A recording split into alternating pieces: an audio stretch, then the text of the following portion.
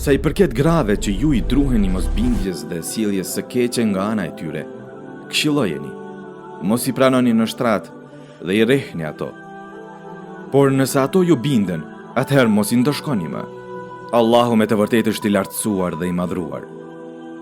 Nga ajeti na qartësohet se nëse burri I druhet mosbindjes dhe mos respektimit të gruas ndaj detyrave që I ka ndaj burrit të saj, I duhet fillimisht që gruan ta këshillojë me argumente nga Kurani dhe Suneti, ta inkurajojë dhe ta kërcënojë, me qëllim që të përmirësohet morali I saj. Nëse e sheh se këshilla nuk I jep rezultat të mirë, atëherë kalon në metodën e dytë. Ajo është largimi nga shtrati.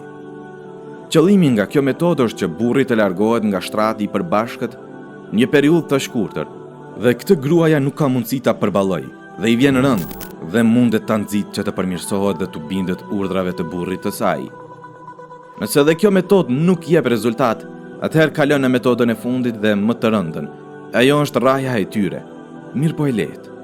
Të rrahurit e saj e lehtë. Shpresohet se do ta përmirësojë dhe do të bindet urdhrave të burrit të saj. Të gjitha këto hapa dhe metoda të përmirësimit I merr burri pa ndërhyr askush nga jashtë. Nëse vazhdojnë mosmarrveshjet mes tyre, atëherë Allahu na urdhëroi që të ndërmjetësojë ndokush me qëllim përmirësimi mes tyre. Allahu I madhruar thotë: nëse I druheni ndarjes midis burrit e gruas, atëherë caktoni një ndërmjetës nga ana e burrit dhe një nga ana e gruas.